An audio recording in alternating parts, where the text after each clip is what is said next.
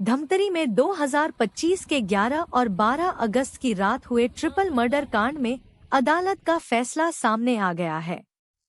भोइना गांव के मुसाफिर ढाबा के सामने है इस हत्याकांड में 3 नाबालिग सहित 8 आरोपियों को गिरफ्तार किया गया था। जिला सत्र न्यायाधीश की अदालत ने सभी 5 बालिग आरोपियों को हत्या के आरोप में आजीवन कारावास, बलवा के आरोप में 2 साल और मारपीट के आरोप में 6 माह की सजा सुनाई है। इनमें से एक आरोपी को आर्म्स एक्ट में भी 3 साल की सजा सुनाई है। बाकी 3 नाबालिगों पर अभी फैसला आना बाकी है। मृतक नितिन तांडी, सुरेश तांडी और आलोक सिंह रायपुर के रहने वाले थे और धमतरी के मुसफ 8 ढाबा में खाना खाने गए थे। तभी वहां आरोपी पहुंचे जो कि नशेली हालत में थे। मृतकों के साथ विवाद करने लगे और थोड़ी ही देर में चाकू निकालकर हमला कर दिया। मुख्य आरोपी ने ही तीनों युवकों पर चाकू से हमला किया और तीनों की मौके पर मौत हो गई थी। अर्जुनी थाना पुलिस ने इस मामले में 8 आरोपियों को गिरफ्तार किया था। अदालत का फैसला आने के बाद मृतकों के परिजनों ने कहा कि आजीवन कारावास की सजा से वो संतुष्ट नहीं है, फांसी की सजा के लिए वो ऊपरी अदालत में अपील करेंगे।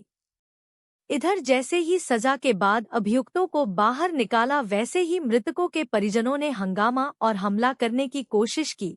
एक महिला ने तो चप्पल फेंक कर भी मार दिया, लेकिन पुलिस ने तत्परता से सबों अभियुक्तों को सुरक्षित जेल के लिए रवाना कर दिया।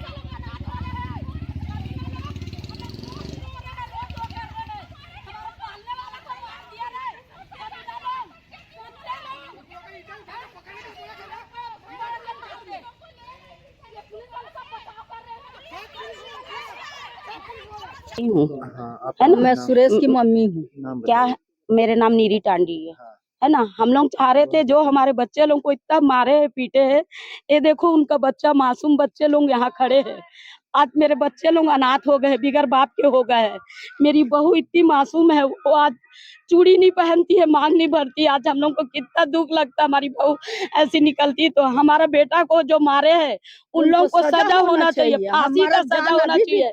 इंसाफ इन लोगों सही नहीं किए हैं, इंसाफ इन लोग नहीं किए। हम लोग इंसाफ मांगना चाहते हैं, हम लोग हाई कोर्ट तक के भी जाएंगे। हमारे बच्चे को सजा नहीं मिला है, मालूम। हम लोग कोई हम लोग बहुत दुख है, हम इन लोग को सजा मिलता ना तो आज हम खुशी से जाते हैं। फांसी होना चाहिए, मौत का बदला मौत होना चाहिए हमारे बच्चे के लिए। सजा बिल्कुल। जी, मेरा नाम शैलेंद्र सिंह है और मैं मृतक आलोक का चाचा लगता हूँ। आज सजा आई है और जज साहब ने फैसला सुनाया है, अदालत का फैसला, उस पर क्या कहते हैं?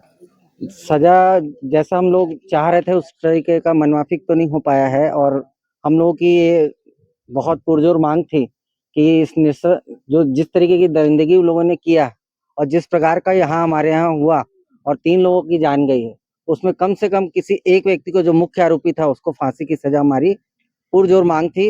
इसके साथ ही में इन लोगों को अभी जो धाराओं के साथ में इन लोगों को जो सजा दी गई है उसमें 2 लोगों को जो है वो अभी हम लोग जो सुन रहे हैं, अभी चूंकि हमारे पास पूरा आया नहीं है तो उसमें 2 लोगों को शायद अभी इन लोगों ने आजीवन कारावास से छूट दी है, जो गलत है। हम चाहते हैं कि पूरे 8 के 8 लोगों को होना चाहिए, जो नाबालिग हैं उनको भी होना चाहिए, क्योंकि उनको भी सब कुछ पता था और दौड़ा दौड़ा करके इस काम को किया गया था। ऐसा नहीं है कि केवल नशे में या किसी कारणवश नहीं, बाकायदा इन लोगों ने उस माहौल को क्रिएट किया था कि हम उस प्रकार का काम करें। और हम अभी जो फैसला आया उससे संतुष्ट नहीं है और परिवार में भी हम चर्चा कर रहे हैं और हम इसके लिए ऊपर अपील करेंगे, हाई कोर्ट भी जाएंगे। बहुत प्रतीक्षा के बाद में बहुत जल्दी फैसला आया है। मतलब साल भर के अंदर नवंबर में चालान पेश हुआ था, उसके बाद में अभी 12 अगस्त को उसका फैसला आ गया है। बहुत जल्दी मतलब सेशन का फैसला आया है इस समय। माननीय न्यायालय की तरफ से फैसला आया है जिसमें 5 आरोपी हैं और 3 नाबालिग थे। 3 नाबालिग का अलग से किशोर न्यायालय में चल रहा है और 5 अभियुक्त गणों का सत्र न्यायालय में चल रहा था, जिसमें माननीय श्री अपर सत्र न्यायाधीश श्री मोहन सिंह कुर्राम जी के न्यायालय में लंबित था, जिसमें 5 अभियुक्त गणों को आजीवन कारावास, प्रत्येक मर्डर के लिए अलग अलग आजीवन कारावास हुआ है। मतलब 3 बार आजीवन कारावास की सजा हुई है।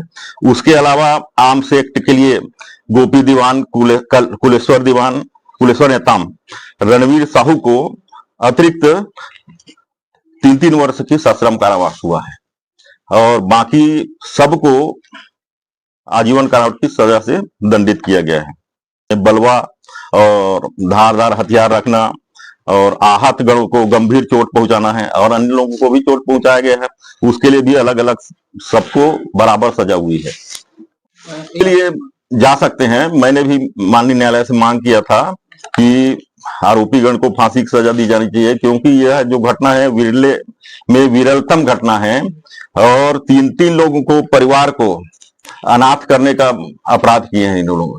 इसलिए मैंने माननीय न्यायालय से मांग किया था कि इनको मृत्युदंड की सजा दी जाए, लेकिन माननीय न्यायालय को जो उचित लगा उसके हिसाब से फैसला किया गया है। तो पक्षकार गणों का अपना अपना मत है कि उनका मत है कि मृत्युदंड दिया जाए, तो उसके लिए आगे न्यायालय में जा सकते हैं, उसके लिए कोई मनाही नहीं है। अभियुक्त गण भी इस न्यायालय से संतुष्ट नहीं है तो वो भी अपना अपील पेश कर सकते हैं।